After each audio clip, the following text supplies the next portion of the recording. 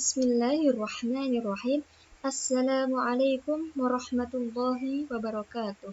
Perkenalkan, nama saya Siti Wulandari dari kelompok 1. Di sini saya akan menjelaskan tentang Al-Quran sebagai dasar hukum Islam.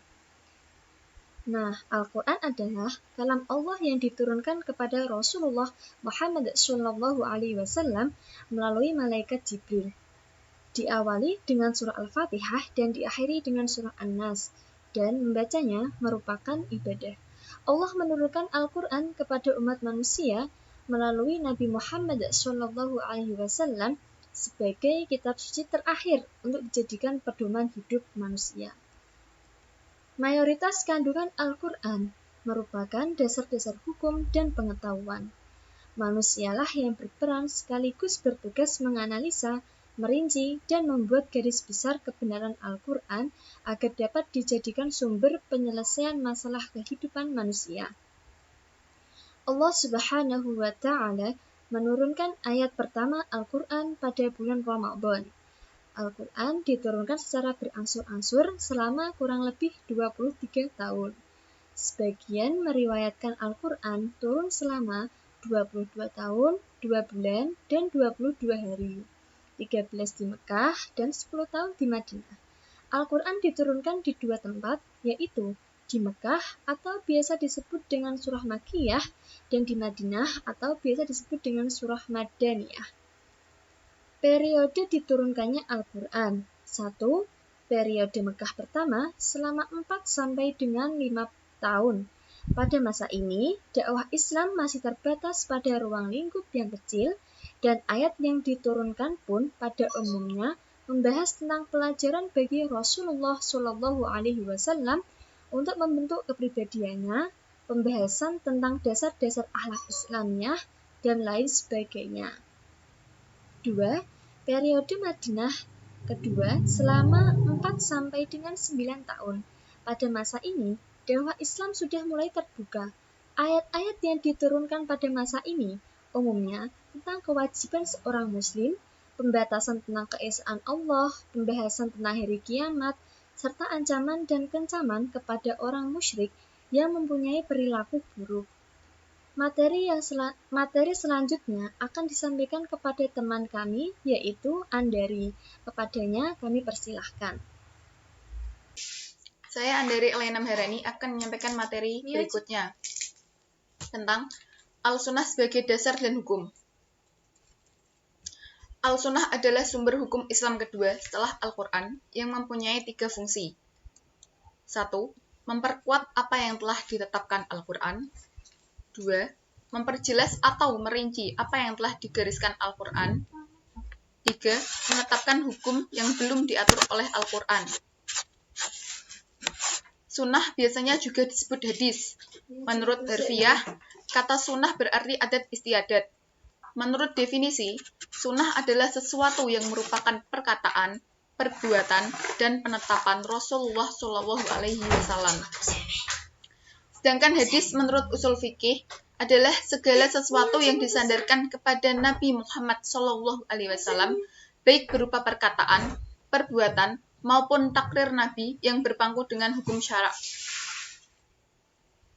Hukum syara' adalah seruan atau firman dari Allah yang terkait dengan perbuatan-perbuatan para mukallaf, baik berupa tuntunan, pemberian pilihan, atau penetapan sesuatu sebagai pengatur hukum.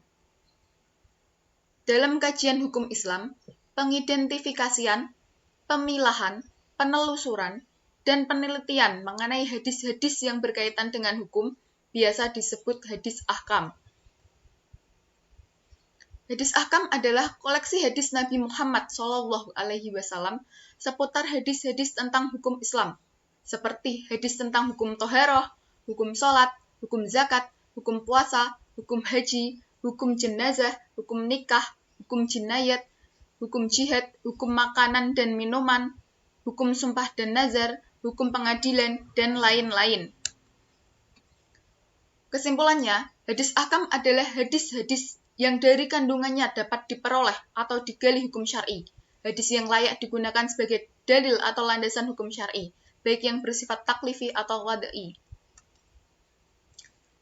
Hadis taklifi adalah suatu hukum yang memerintahkan atau melarang sesuatu atau pemberian pilihan untuk melakukan sesuatu atau tidak. Sedangkan hukum wadai adalah hukum yang bertujuan menjadikan sesuatu adalah sebab untuk sesuatu atau syarat baginya atau penghalang terhadap sesuatu. Materi berikutnya akan disampaikan pada rekan kami yang bernama Ulfa. Saya Fitrul Ulfa Masrurah. Di sini saya akan membahas mengenai ijtihad sebagai dasar hukum Islam. Nah, di sini yang akan saya sampaikan yaitu perkembangan sejarah usul fikih. Usul fikih adalah ilmu untuk berijtihad dalam beberapa masalah yang hadir silih berganti pada setiap zaman. Terkadang kasus-kasus itu timbul yang belum pernah ada. Dalam kata lain, yaitu masalah baru yang belum ada hukumnya di dalam Al-Quran dan As-Sunnah. Nah, di sini ada 3 periode. Periode yang pertama yaitu periode Nabi Muhammad SAW.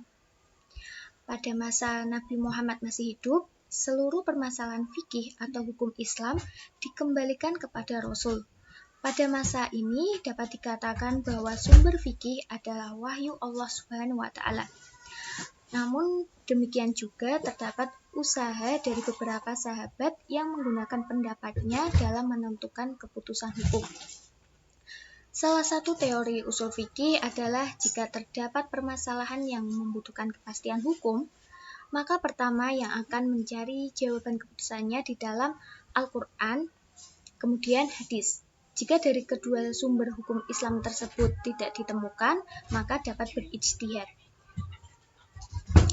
Periode yang selanjutnya yaitu periode Sahabi.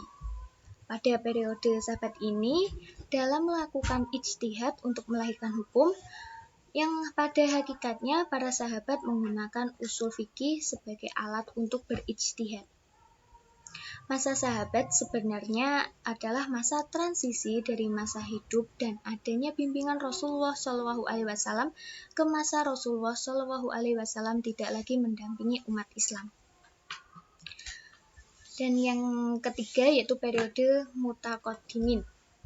Pada periode ini banyak di antara ulama yang tersebar ke daerah-daerah yang tidak sedikit pula penduduk daerah tersebut yang masuk Islam. Kemudian dari ada banyaknya penduduk daerah yang masuk Islam, timbullah persoalan-persoalan hukum yang ketetapannya tidak dijumpai di dalam Al-Quran dan hadis. Karena itu, ulama-ulama tersebut melakukan ijtihad, mencari ketetapan hukumnya berdasarkan penalaran mereka terhadap ayat-ayat Al-Quran dan hadis Nabi. Ditambah pula dengan pengaruh kemajuan ilmu pengetahuan dalam berbagai bidangnya pada masa itu, kegiatan ijtihad menjadi maju pesat. Sekian dari kelompok kami yang dapat kami sampaikan, kurang lebihnya kami mohon maaf. Wassalamualaikum warahmatullahi wabarakatuh.